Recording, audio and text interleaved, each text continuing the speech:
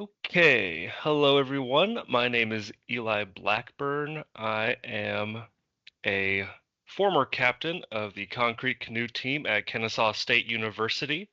This is the year 2025, and I'm going to show you how we do the structural analysis for the Concrete Canoe. So, before I get started here, I am making this video for posterity because this year we had a bit of a problem where everyone in the team was essentially either a freshman or sophomore, and they had not taken the classes needed to understand the structural analysis portion of the competition. And so I had to come in and do that. So I'm making this so that even if you haven't had, strength materials, concrete design, structural analysis, loading, any of that, that you will be able to understand the structural analysis portion of the competition. So if you are a student either outside of KSU or a future KSU Concrete Canoe member watching this video, please go to the YouTube link for this video and comment what year it is that you're watching this in and the theme of your canoe. This year we are doing the Concrete Cryptid. It is a theme about Georgia's cryptids and mythical creatures, focusing on the Altamaha River. Very excited about this one. Alrighty, so let us start with the free body diagram. So this is the first and easiest portion of the structural analysis section. This is just really keeping track of what all forces are on our canoe. So this is just a very simple whiteboard drawing I did of our canoe. So our canoe is quite small this year. It's only 18 feet long, only about 14 inches tall, and 2 feet at its widest. So those are our general specs. You want to start out with drawing your canoe, making it not super to scale, but large enough where you can write everything else. So now, of course, we will have our 4 rowers. This is for the co-ed loading case. You're going to want to do 2 loading cases, usually the 2 men's rowers and the co-ed rowers. This will give you your largest load case scenarios. Why you would want to do the men's 2 over the 4 every time is sometimes there will be slightly more extreme shear loads for the men's 2 rower, just because they're more focused, that there's not so much distributed throughout the canoe. But it's quite rare that happens. Usually we have the co-ed as our governing load case. And your governing load case, just so you know, is really just the load case that is the heaviest possibility that will be on your canoe. So it is the load case that governs your design, or when you are designing your canoe, the most intense forces are what you want to consider during design and structural analysis. And so your governing load case is the one that has the most intense forces. So here you can see we have all of our forces laid out along the canoe. On your farthest left and right, you can see we've got our bulkheads. These are enclosed flotations. So these are going to have both weight and buoyant force. So I have an up arrow, buoyant force bulkhead, and a down arrow, which is the bulkhead weight of that additional flotation.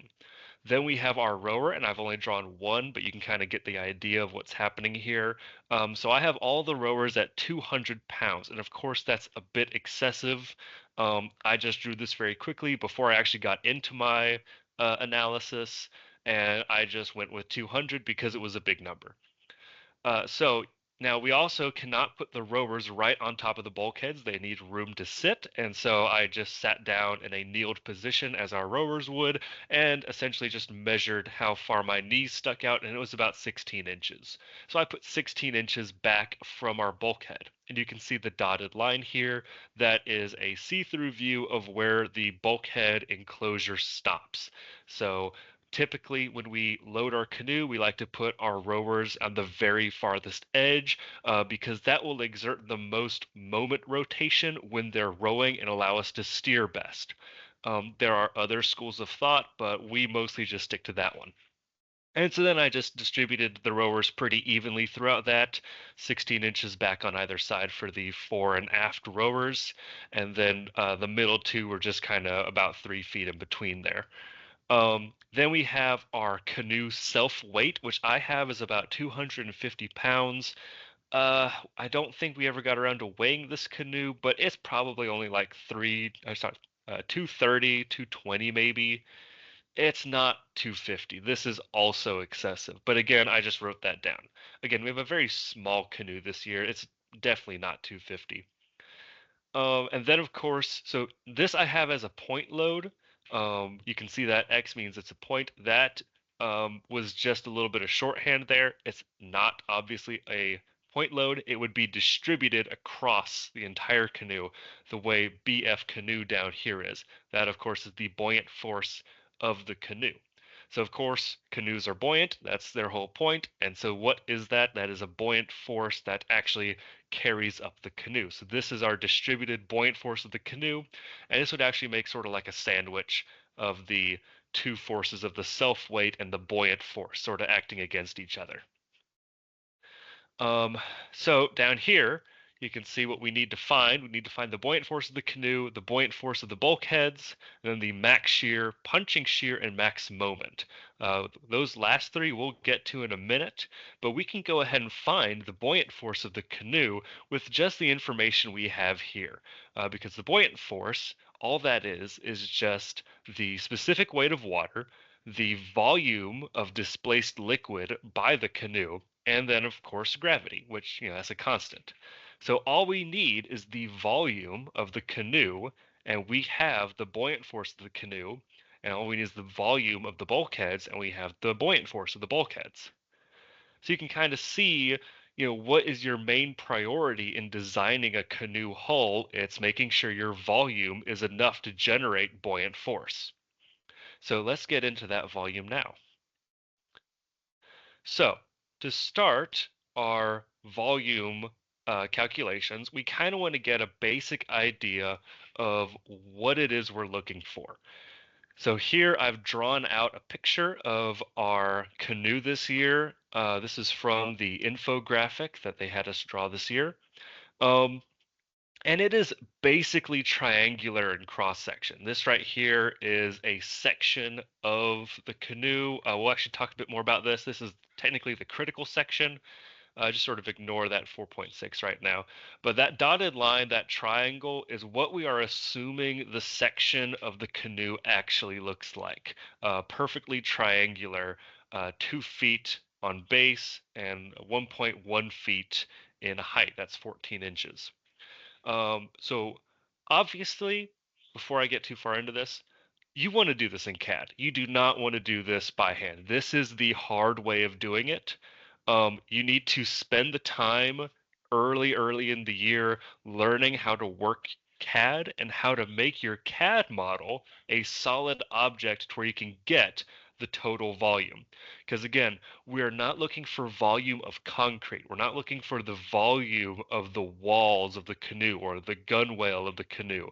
We are looking for the total volume displaced by the canoe when it's in the water. So it's better to think of this as a solid shape, just a perfectly solid canoe-shaped concrete log. That's how we want to think about this in these terms. Because ultimately that weight that we would be attributing to a solid concrete is not accounted for in the buoyant force. It is accounted for later in the self-weight force, and we'll talk about that more in a second. But if you can't do it in CAD, like we weren't able to this year, then you're going to do it this way. So before we start, I like to give ourselves a reference point. And this might be good even if you're using CAD, because we tried to use CAD this year and it kept giving us that the volume of the canoe was about 3 cubic feet. Well, obviously it's not 3 cubic feet. It's 18 feet long and 2 feet wide. It's not 3. That doesn't equal 3. So, how do we get an upper limit? How do we get an upper limit for our volume calculations? Well, I would, which is what we did here, is assume that there is no contour and no shaping to your canoe. that your shape of the canoe is a perfectly regular prism, like how it is here. So these red lines around the canoe, this is our assumed shape or our maximum possible volume. If we had absolutely no shaping to this canoe, if we just stuck a perfect triangular prism into the water, how much volume is that? So that's a very simple calculation. That is the base of the triangle, which is 2 feet at its widest, times the height of the triangle, which is 14 inches or 1.1 feet. Of course, that's 1/2 base times height, multiplied by the length of the canoe, 18 feet. That gets you a maximum volume of about 21 cubic feet. Obviously, though, it doesn't look like this. So I took 60% of that maximum volume, and that's about 13 cubic feet. All right. So that is a nice sort of possible volume. Very quick and easy calculation, something to check your CAD results on. If your CAD results are showing that you have a 33 cubic foot canoe, but you've calculated this maximum possible volume as 21 cubic feet, you know something's messed up. Even though that 33 cubic feet sounds possible, you know it's not, because just your numbers here are saying that your maximum possible is 21, and you know that it's impossible to get your max here just because the canoe is shaped. It's got that teardrop shape. So how we found the canoe volume is we essentially um, made this over and over. This is called a frustrum or a triangular frustrum. This is essentially the bottom of a pyramid with the tip cut off. So we have two triangles that are connected to each other in one shape, where the two triangles are of different sizes. And I tried to mix and match the colors here so you can kind of see what was going on, but this is a bit of a confusing image to see, but you can kind of get it, I think. Anyway, so we have two different triangles as bases, and they are connected. And you can find the volume of this area by this, volume of this volume, not this area, by this calculation. That is the length, this top green line, divided by 3 times the first area plus the square root of the first and second area multiplied plus the second area. So we are just going to do that for the entire canoe. So we're going to cut the canoe apart at 1 foot increments, and we're going to measure the height and the length at those increments. So we would get the base of one triangle and the height of one triangle, 1 foot over the base of one triangle and the height of one triangle. Again, we are assuming perfectly triangular here, even though that's not the shape that this actually is. Now, if you have what's called a U bucket or a U cross section canoe, where it's a bit more like straight walls, it's a more square shape. Whoops, more square shape with rounded edges. We've had quite a few of those in my time here. You would assume a square, two different size squares, and it's a very similar equation, but you'd have to look it up. Just look up volume of a square frustrum, frustrum, I believe. Check me on that. Anyway, so that's what this is all over here. We have per foot measurements, width, height in inches, then converted to feet. Then you find the area of that section. Then you plug those areas into this. And our L, of course, is 1 because it's a 1 foot segment. Then you sum the segments together and we get 13 cubic feet. And look at that. I mean, you just can't get any better than that. Then we do the exact same thing for the bulkheads. And so we get the total volume of the bulkheads. Now, I have these bulkheads as identical, perfectly balanced. That is not the case. The front one is smaller than the back. In years past, the back one sometimes has been like twice as big as the one in the front. This is about your design and whether or not you are coming at this where uh, you are analyzing a already built canoe or if you're designing a canoe to be built. And this is going to change. But I put these in as equal. In this canoe, they aren't equal, but I also didn't want to actually go out there and remeasure everything. So I just took one measurement and made it for both. And it's okay. because these are actually very similar in size this year. So like the difference would be negligible, in my opinion, at least.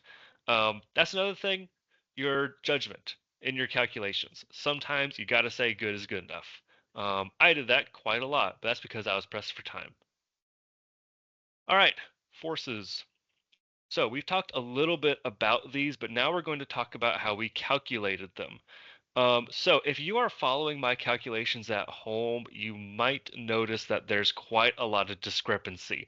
Well, that's because I did a lot of these calculations where I had accidentally doubled our weight of our volume of the canoe, and you can see that here, that 26 cubic feet when we had 13 before. And I'd already made these tables with that wrong volume, and so I just decided to keep it. But just know these calculations won't line up with the volume we just found. Um, and, just be aware of that.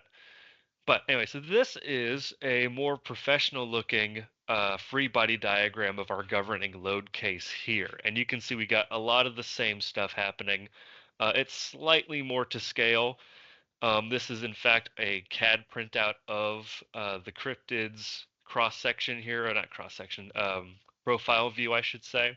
And we have some nice labels here. And of course, we have our distributed self weight instead of the point load. So this is sort of that sandwich I was talking about, where our distributed forces are the bread, and the canoe, of course, is the innards.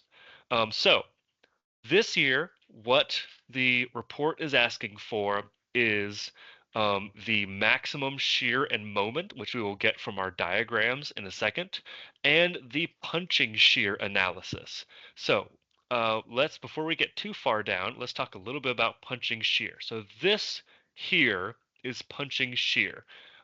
This is shear that happens at specific points where columns meet slabs. And so where this column is, the slab is supposed to be resting on and transferring forces into this column, but at the same time, there's shear forces acting the other way, which causes a hole punch kind of thing to happen. This is something you have to be careful about. There's special reinforcement you can do about punching shear, and there's also a lot more complicated ways to get into it, though I'm about to show you. So if you have the time, if you're not scrambling last minute to get this done, I would look into that. There are other cases, but for the most part, those cases aren't going to apply to Concrete Canoe. The case I'm going to show you is essentially what we're going to do. So this is our punching shear. But what about everything else? So here we've got all of our forces laid out. And this is everything. How many rowers we have, the weight per rower, weight of canoe. Also, you can see I've changed it to 230 instead of 250. Yeah, numbers are not exactly consistent here, but just kind of take it in stride. Um, what we are going to start off doing is we are going to sum all of our downward and upward forces, with downward forces being negative. I find it very easy to keep all of our downward forces negative, so that way if we are just adding two forces together, we would get the difference. Because if you haven't had statics yet, a downward force and an upward force at the exact same point will cancel out, and you would only have the difference force. So for example, this bulkhead force, the buoyant force of the bulkhead is 41 pounds and when it's fully submerged, and we'll talk about that in a second. And its weight is only 2 pounds. So the buoyant force is going to win. The 2 pounds weight is too small to overcome the buoyant force, and this thing is going to move up with the force of the difference of the two forces, essentially. So how do we find that buoyant force? Well, it's all about the volume. We already looked over at the formula, and that's how we find it. It's just the, oh, well, I got all this in references. Anyway, oh, yes. So it's not even gravity, because that's metric. It's just the volume of the canoe multiplied by 62.4, the specific weight of water. The specific weight of water here encompasses gravity. So it already accounts for gravity. You don't need to have the gravitational constant. So back here where I wrote Gravity, that is just for metric, because the metric version of this formula uses mass, not weight. Um, so that'd be like what, one or something, 1 kilograms per meter cubed. I don't remember what the metric is. But because it doesn't account for gravity, you have to put gravity in the equation. Because this is US, we already have accounted for gravity by using a weight measurement, not a mass measurement. So that's already in our gamma, our specific weight. And if you haven't taken fluids yet, the specific weight is density using weight instead of mass. So that is for water, it's 62.4 pounds per cubic feet. So that is all this calculation is, 62.4 multiplied by the volume of the bulkhead. So as we go down, we sum up our forces and we get this really big number for the buoyant force of the canoe. Now, this number is not the actual force acting on the canoe, because buoyant force is all about how much is submerged.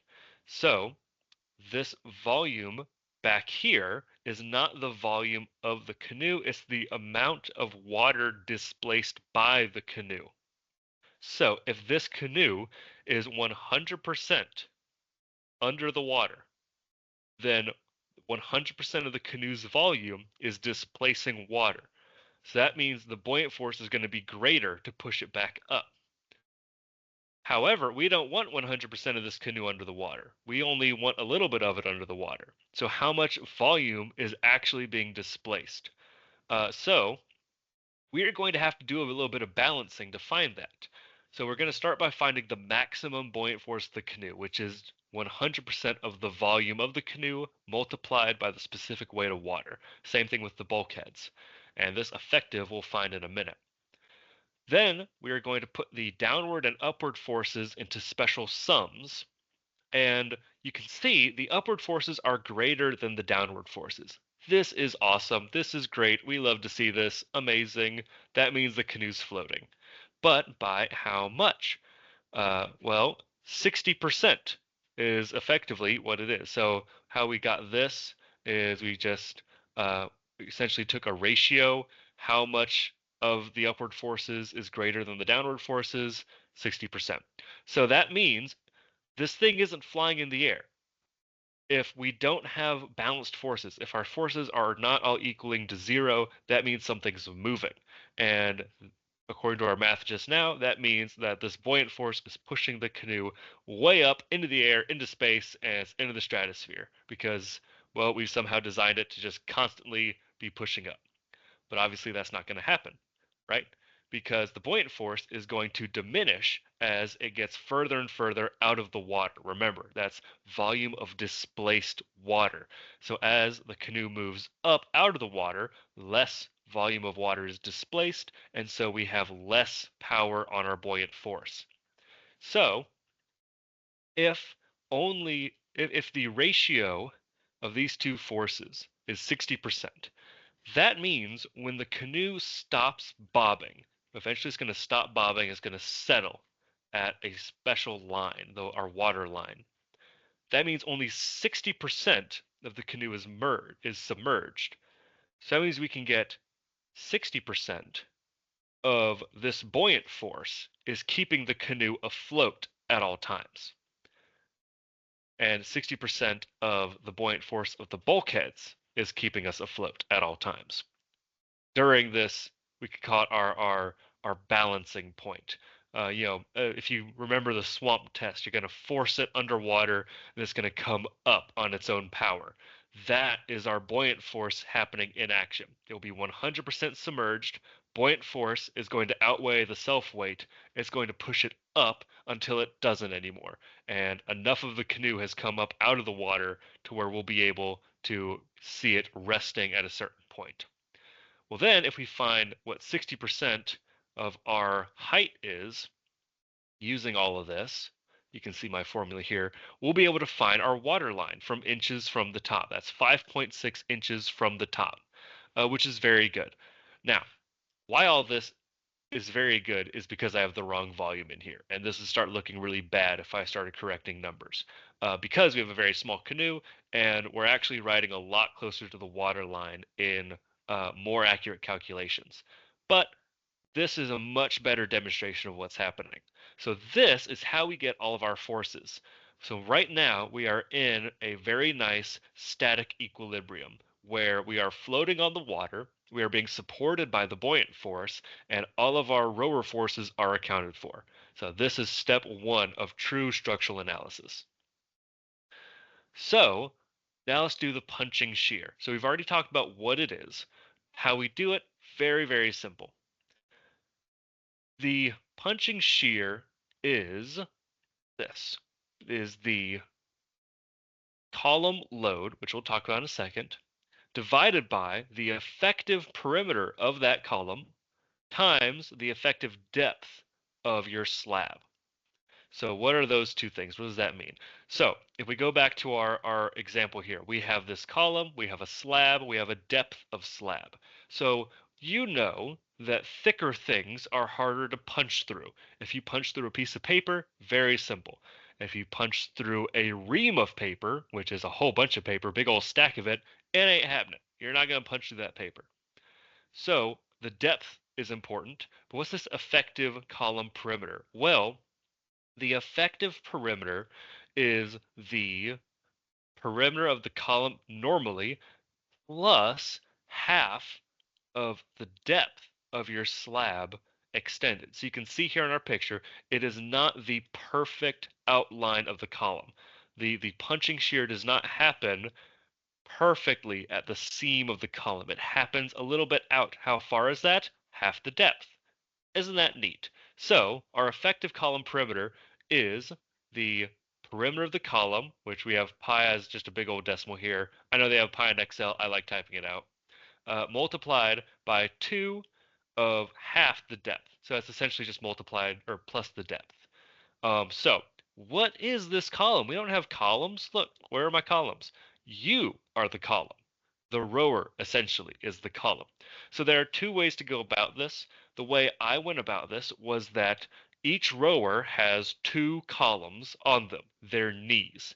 And as their knees are sitting on the canoe, it is implying force onto their knee and creating a punching shear case right where their knees are interacting. So their knee would carry roughly half of their weight, which again, we have 200 pounds, so that's 100 pounds per knee. Now, of course, if you look at it, you're not standing on one knee, nor are you really, stanced up and they got a real wide stance in this canoe here. Your knees are really close together. You could also say that your knees together is a column, or that you as a person is a column. So that'd be your full 200-pound load, but with a much larger column perimeter because here the column perimeter is 3 inches. That is our base column perimeter plus our effective depth, which is again half an inch thick hull. That's our hull thickness is half an inch. We have 2/4 inch layers in there. So again, this is a very, very small area, and you know that the smaller the area a force is enacted on, the more stress is enacted on that area, and that's what this punching shear is all about. So if you go with the full rower weight, you'd want to at least double this to be 2 knees. Just sort of measure how far apart your knees are when you're sitting there and take that as a diameter of a column. In fact, this is you can see our column formula here. So we get a punching shear stress of 18 psi per knee, essentially. So at any one point, it's 18 psi of punching stress. This is pretty reasonable. But is it good? How strong is our concrete? Like you should have done the compressive tests, and you should have a good idea, even if you haven't done any tests yet, of how strong your concrete should be. So let's figure that out in our demand capacity ratios now. So demand capacity ratio, that is just how strong your concrete can be and how strong it will be. So For example, we're going to get to our maximum shear stresses in a second, but we'll talk about the capacity here. So let's say that this punching shear stress 18 psi, and we have a shear strength of 2,200 psi. You know that 2,200 is bigger than 18, but by how much? That is the real question, and that's what this ratio is.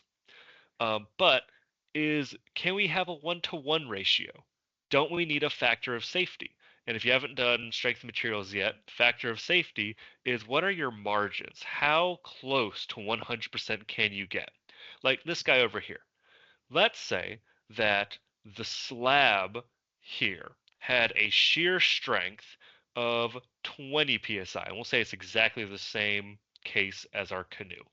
20 psi of shear strength, and there's a punching shear stress of 18 psi happening on this column. That's pretty scary. That's 2 more psi, and this slab is coming down on this guy. We don't want that. Technically it's strong enough, yeah, but like you're telling me if like, a large bird lands on here, we're going to get a slab collapse scenario? Not good.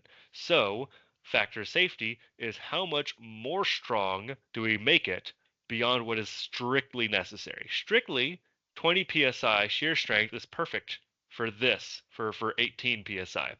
But how much stronger should it be than strictly necessary? And that depends on what forces are happening. So, our shear stress. We typically have the numbers I could find from my, I think it was, yeah, design of concrete structures class. Shear strength, you have about 75%.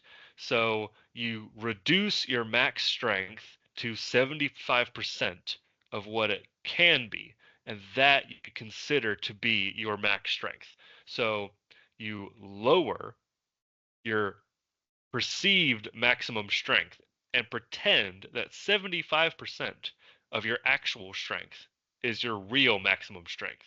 And if that's good, that's good. But that's for shear. And concrete's pretty good in shear. Not as good as in compressive, but it's pretty good in shear. It's not good in moment. Moment is very weak in concrete. And so we have half. So if you got 100 psi maximum flexural strength, you have to pretend that you only have 50 psi of maximum flexural strength. And you have to design within that 50% limitation. So what are these fees here, or phi's if you'd like to pronounce it that way? This is our strength reduction factor. So we're going to take this 0.75, we're going to multiply it by our shear strength and get that whole thing I was talking to you about of reducing our strength and pretending that's our max. And that's how we get these down here. And this 0 is just misreading the cell. We have a different one for that. Moment demand ended up being like 60%, I believe, something like that. So there's our demand capacities, and we are going to get the second number in this ratio from our next our next tab, which is the shear and moment diagrams. But before we do that, this right here is a really good resource for finding a lot of these. Likely, you will do the compressive strength analysis for your concrete. That's where you make your cylinders and you crush them in the hydraulic crusher. It's probably the most fun part of the mixed design, in my opinion. And that's what we did this year, and we got a maximum strength of 4,420 psi, so 4,420 psi. This is a Moore's circle failure envelope. And this is very good for finding your maximum strengths in just a couple of short lines. So inside precise geometry is math. If you put a shape on a coordinate plane, it's math. And because of the relationship between shear and compressive stresses, you can find shear and compressive strength by drawing circles on a coordinate plane. So your x-axis is your compressive strength or compressive stress, and your y-axis is your shear strength. And I have here the positive quadrants as compressive and the negative as tensile. Um, that's not strictly necessary. You can swap those two. That's just how I drew it. Your the way you do those sort of things is kind of changes. But anyway, so how you draw this is you put 1 point on your maximum compressive strength and 1 point at 0. And you put another point at your maximum tensile strength and 1 point at 0. And your maximum tensile strength should be um, from a cylinder analysis where you can put in a large cylinder sideways and crack it in, it'll crack in tensile before it cracks in compressive. Um, we I did not do that here. Instead, I took our calculated maximum shear and used that. But enough of that. Anyway, so what we can do is once we draw our circles, we can find our maximum shear strength and our maximum shear stress. Sorry, from our maximum compressive stress. This is a stress circle over here. This is not this should be a tensile circle. I kind of forgot what I had done here. This is our stress circle, not our tensile strength. This is not really related to this circle. Don't really look at it in that way. Um, but so if we have our strength circle here, we have our maximum compressive, and I could just go to the midpoint here and follow that up, and that peak is going to be my maximum shear strength. And it's just is going to be that. That's how the circle works. And so even without doing any shear testing, I can find that. Now it's not as good as shear testing because sometimes you get a fluke, especially if you don't have a whole lot of samples you crush. Um, and it's very easy to mess things up numbers wise. But this is a very quick way to get a good estimate of your maximum shear strength. And then over here is our stresses, and I was able to get our shear strength, do the same thing, make a circle with that as our midpoint, and this I got as our maximum compressive stress from our stressors up here. Now, this is very tough to get normally, our compressive stress on the canoe, because, you know, where is it coming from? Well, it's coming from the self-weight and buoyant force sandwich. That 400 psi of stress is coming from these forces here. And it's very hard to find that experimentally without, damaging the canoe. So this is a very nice way of finding our maximum compressive stress on the canoe. And again, this was a very, very quick. I did this a bit more precisely elsewhere, but this was a quick drawing of the process that I had done for some of this. So using these stress and strength numbers, we're able to get these demand capacity ratios and using our shear and moment diagrams. So all of this here is essentially what we've done up to this point. It's our analysis of our statics, of our forces happening on the canoe, including like our canoe volume and such here. That's just repeats, don't worry about that. And this is what we get out of charting our data in these columns. So what I like to do before starting these is I like to use a different program to sort of check my work. If you are in structural analysis, you probably would have been familiar with RISA 2D, at least if you took Dr. Janaidi like I did. That's a very nice program. It's available from Autodesk, I believe, but it is free and you can download it. It's a very simple program. It is a beam analysis, so it's not perfectly correct for canoe, and it makes you turn the canoe into a beam. Um, and I just made it a simply supported beam and ran the analysis using our forces. So we had our distributed forces and our point loads, and it got essentially this graph. And so I knew what shape I was looking for. I knew this sort of sawtooth pattern would come up, and it would have these little peaks here where the buoyant forces were. And I knew that I would get a moment diagram similar to this one, where it's got these points here where the rowers were. So it also had some other funky stuff, around the edges where the um, reaction forces would be, because it assumed it was a beam, and this is not a beam. Uh, but ultimately, it looks like this in RISA. So I knew sort of what I was looking for. And that's very important because if you don't know what you're looking for, it will be very hard to realize when you've got it correct. Like for a long time when I was trying to put this together, I just kept getting a giant parabola. And I knew the parabola was wrong because I had done the RISA check. But if I had not done the RISA check, I would have thought that the parabola was the way to go and submitted that. But because I knew what I was looking for, I was waiting to get these points. I knew when I had finally gotten it. So how do we get these? Now, again, there are other better ways of getting this stuff, and there's other programs out there of getting these analysis diagrams.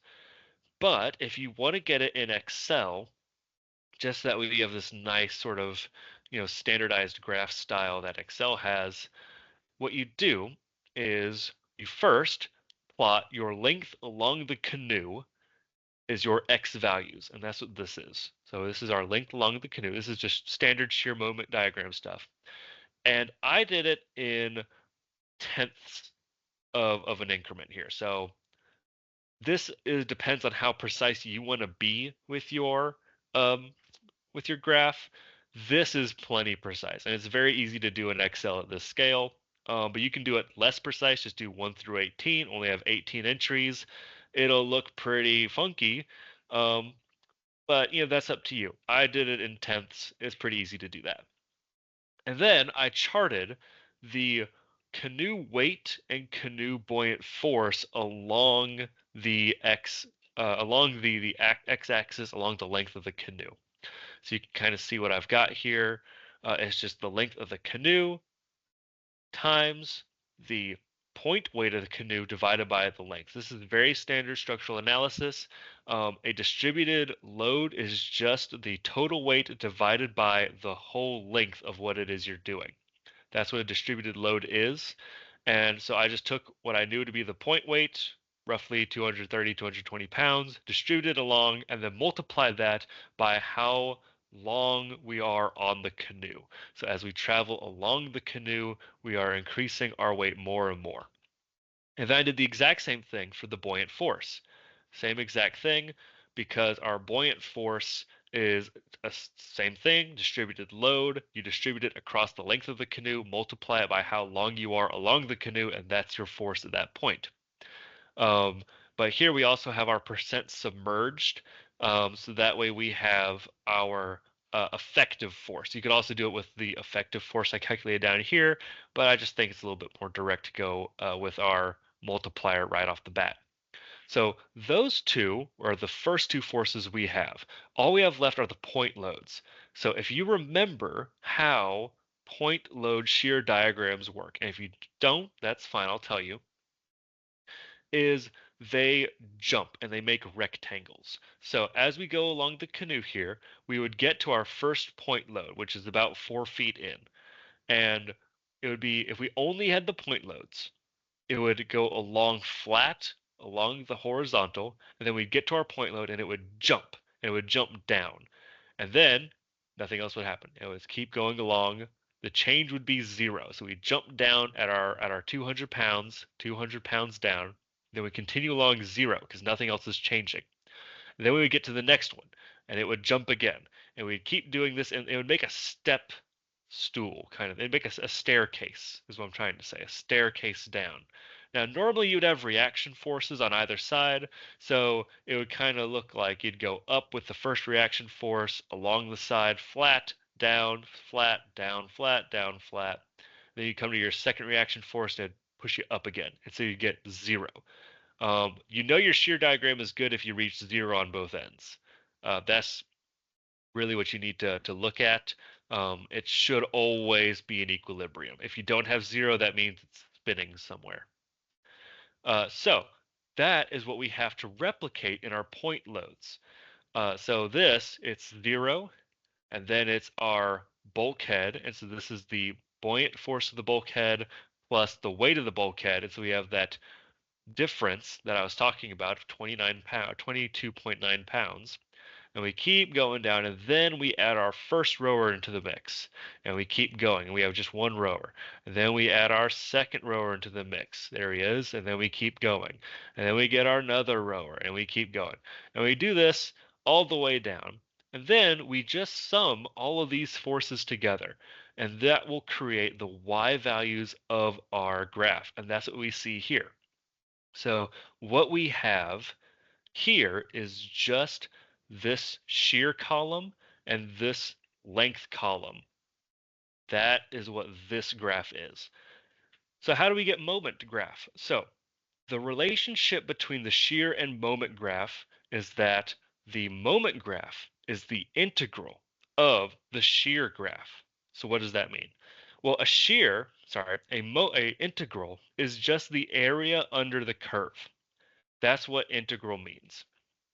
So when you're doing this in class for a grade, usually you'll have a pen and paper and you just block out shapes under the graph and solve for area, and that will get you your value to make this graph. But we got a billion of these points, so we can't do that for each one.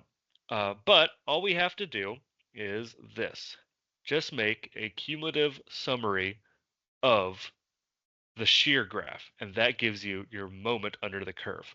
So we have the preceding moment plus the previous shear times the difference in the length. That's it. That's how you get your moment. That's all you got to do.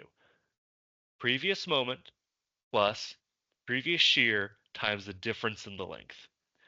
That will get you an area under that sliver of curve. And if you do that, you will get this moment diagram shape. That is all you need. Very simple.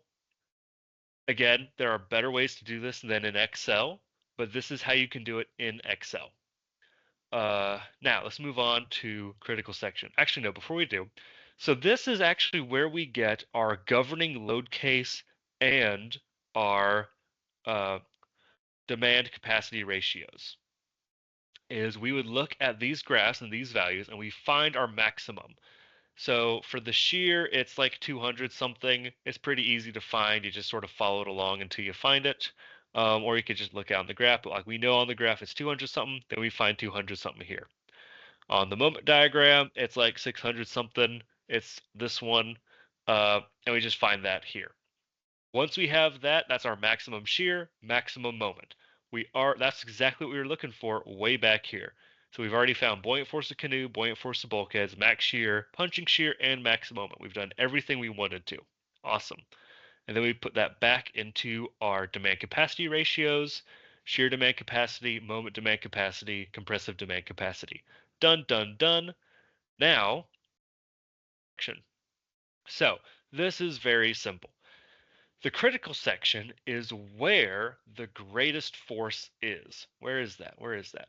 It is here, which is like 7 something feet from the aft of the canoe. Sorry, from the bow of the canoe. So we can go down here, 7 something feet, 634. We found it. That is 7.3 feet from the bow of the canoe. That is where the most force happens in the canoe. That is our critical section. If we can design our critical section to withstand to the most force that is being acted on the canoe, that means we're good for the entire canoe. We're good for the entire canoe if we do that. So all we need to do though is analyze our critical section. We don't actually have to design for it right now. That's later or earlier, depending on what time you're watching this. For our critical section, though, we need to identify where it is and then make some measurements at that point. So remember in our volume, we took all these measurements. This was very easy to find. for me at least, but you'll want to go and measure it again. And you're going to do some basic analysis of this area. You need to find the neutral axis and you need to find the moment of inertia. So the moment of inertia here is just we're going to do it around the x-axis, which I believe is rotating it around this way. If you can remember uh, your axis planes here. Anyway, but this is the moment that this is the moment of inertia they're looking for is the on the x plane. So for again, we're assuming that our section area is a triangle. If you have a different section area, you would assume that. There are ways of accounting for these curved sections, but ultimately the difference is negligible. At least I thought it was. But yeah, I just assumed triangle, and the formula for a triangular moment of inertia on the x-plane is 1/4 base times height to the third power. And remember, we did our measurement. Our base at this point was about 24 inches, and our height was about 14 inches. And so we got this big old number as our moment of inertia in the x-axis. And again, the neutral axis, so this is if you bend a beam, if you can imagine bending a beam, one side of the beam, if we bent it to make a frowny face, the top of the beam would be stretched. It'd be being stretched, while the bottom of the beam would be squished. It'd be compressive. Okay, well, if one side's being stretched and one side's being squished, at some point, there's a point where nothing's happening. It's neither being stretched nor squished. It's neutral. That's our neutral axis. The neutral axis, it will be at your centroid of the critical section. And here, that is a triangle. And so the centroid of a triangle, very easy to find, third of the height from the base. Boom, 4.6 inches is our neutral axis. Now, when you're designing the canoe for strength, really, this is a fine neutral axis, but really you're thinking more about your concrete siding here, the walls of the canoe, because that's where all your stress and all your strength is coming from. So uh, this is good, but you're not going to put reinforcement along the length of the canoe. Like if we go back to forces, so our uh, our neutral axis is like along the top here. Well, we're not just going to reinforce along the bottom where our farthest away from the neutral axis, like how you would for a concrete beam, because that's just not how it works. We're going to reinforce the entire hull of the canoe. We're going to reinforce the walls of the canoe because it makes a U shape. We don't have a solid beam here. So that neutral axis you can't use the same way as you would use the neutral axis in a concrete beam design, um, but it's still important to find. But yeah, 4.6 inches from the top. So that is everything that ASCE asks for in a structural analysis. Um, it's a lot, but honestly, it's not all that bad once you have found a few key items.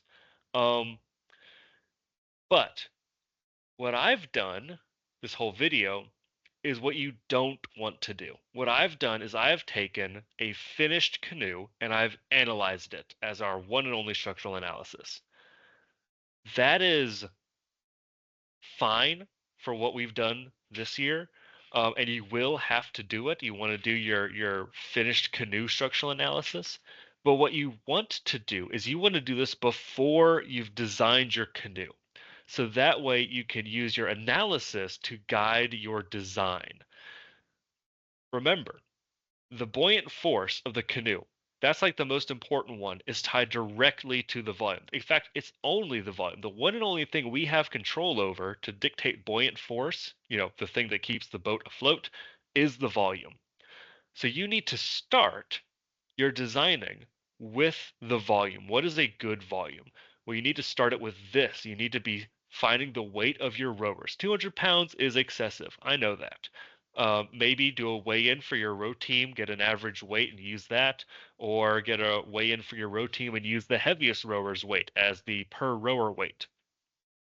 Regardless, and also your weight of canoe, You won't be able to really know it until you've weighed the canoe, but you can figure out what weight of canoe mix you will need, and you would be able to find your surface area in CAD and multiply that by half an inch to get a rough estimate of the volume of concrete needed, and then multiply that by your design concrete specific weight to get the weight of the canoe very roughly. Obviously, there's going to be more going into the weight, but that's a very rough but accurate way to get your canoe weight and of course your bulkhead weight. Sum all that up, find your downward forces, and find what your necessary buoyant force is. What upward force do you need to keep this thing afloat?